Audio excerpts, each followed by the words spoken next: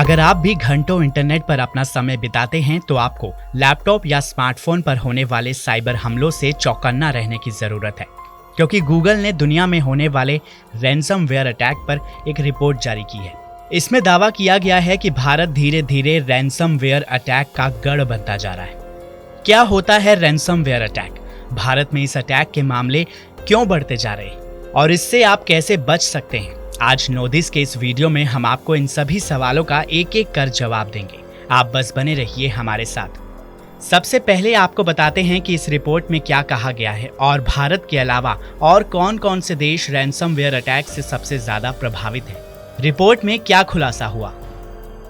Google ने ransomware attack को लेकर जो डेटा शेयर किया है वो वायरस टोटल की रिपोर्ट पर बेस्ड है। वायरस टोटल एक साइबर सिक्योरिटी कंपनी है जिसका अधिग्रहण साल 2012 में गूगल ने कर लिया था। इस रिपोर्ट में पिछले 1.5 साल के 8 करोड़ से ज्यादा रैंसमवेयर अटैक के सैंपल डेटा का एनालिसिस किया गया है। आप जानकर हैरान रह जाएंगे कि 140 देशों की लिस्ट में भारत को 6ठे स्थान पर रखा गया है। वहीं 600% की बढ़ोतरी के साथ इजराइल रैंसमवेयर अटैक के मामले में सबसे आगे है। इसके बाद दक्षिण कोरिया, वियतनाम, चीन, Singapore, Bharat, Kazakhstan, Philippines, Iran और यूके आते हैं। चलिए अब आपको बताते हैं कि रैंसमवेयर अटैक होता क्या है। क्या होता है रैंसमवेयर अटैक? रैंसमवेयर एक तरह का मैलवेयर यानी कि वायरस ही होता है और रैंसमवेयर अटैक एक ऐसा साइबर अटैक है जिसमें वायरस वाला सॉफ्टवेयर किसी के कंप्यूटर में इंटरनेट के जरिए भेजा जाता है। ये वायरस आपके कंप्यूटर या लैपटॉप में जाने के बाद उसे अपने कंट्रोल में ले लेता है और फिर आपका डेटा और पूरे सिस्टम का कंट्रोल यूजर को वापस देने के लिए मोटी रकम की डिमांड करता है। सीधे शब्दों में कहें तो ये आपके सिस्टम के डेटा को किडनैप कर लेता है। ये इतना खतरनाक होता है कि सिस्टम को अनलॉक करने के लिए हैकर जितने पैसे मांगता है उसे चुकाए बिना यूजर सिस्टम पर कोई काम भी नहीं कर सकता। इसमें यह भी खतरा रहता है कि फिरौती लेने के बाद भी हैकर आपके डेटा को डिलीट कर सकता है।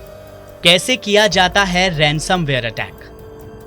ज्यादातर रैंसमवेयर मैलवेयर्स को ईमेल में किसी फाइल के जरिए ही यूजर के सिस्टम में भेजा जाता है। जैसे ही कोई यूजर उसे ओपन करता है उसका सिस्टम हैक हो जाता है। सबसे पहले हैकर्स अपने टारगेट के नेटवर्क को निशाना बनाते हैं।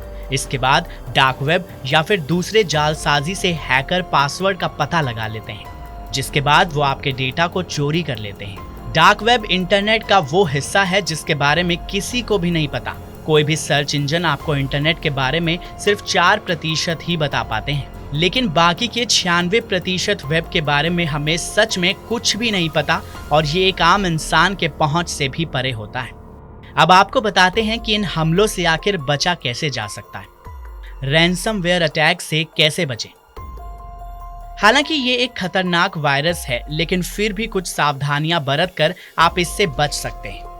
बस यूजर्स को कुछ चीजों का ख्याल रखना है, जैसे कि अपने डेटा का बैकअप जरूर रखें, किसी भी अननोन लिंक पर क्लिक ना करें, अनवेरिफाइड ईमेल अटैचमेंट को डाउनलोड न करें, सिस्टम में हमेशा एंटीवायरस रखें, सिस्टम को जरूरी सॉफ्टवेयर से अपडेट रखें, विंडोज के फायरवॉल को हमेशा ऑन रखें, सिस्टम के वेब ब्राउजर की सेटिंग्स में जाकर पॉपअप ऑप्शन को ब्लॉक करके रखें। ऐसे मामलों की सूचना तुरंत साइबर क्राइम को दें। चलिए अब बात करते हैं कि भारत में साइबर हमलों के बढ़ने के पीछे की वजह क्या है।